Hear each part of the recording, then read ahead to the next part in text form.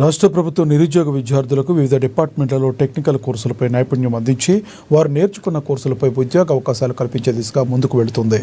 మందమరిలో నూతనంగా 45 కోట్లతో వివిధ టెక్నికల్ ఎక్విప్మెంట్స్లో అధునాతన సాంకేతిక కేంద్రాన్ని నిర్మించింది. శనివారం మంచిర్యాల ఆర్డీఓ శ్రీనివాస్ ముఖ్య అతిథిగా హాజరై మండల తహసీల్దార్ సతీషులతో కలిసి జ్యోతి ప్రజ్వలన చేసి ప్రారంభించారు.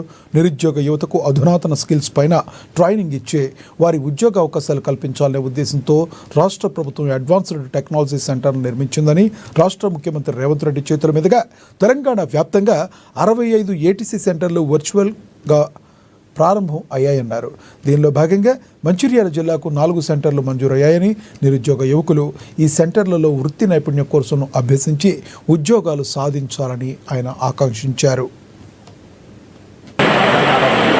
ఈరోజు మన గౌరవ ముఖ్యమంత్రి గారి చేతుల మీదుగా తెలంగాణ వ్యాప్తంగా 65 ఏటీసీ సెంటర్లు ఓపెన్ అవుతున్నాయి.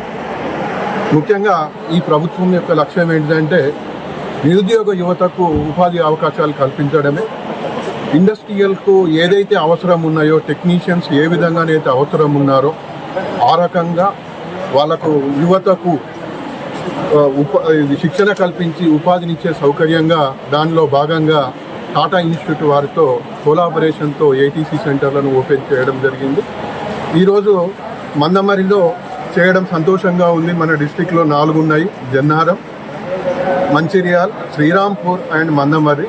ఈ పారిశ్రామిక ప్రాంతం లోపల నిరుద్యోగ యువతకు ఉపాధి కల్పించే లక్ష్యంగా ఈ సెంటర్లు ప్రారంభమవడం సంతోషకరంగా ఉంది. దీని లోపల 6 కోర్సులు ఉన్నాయి.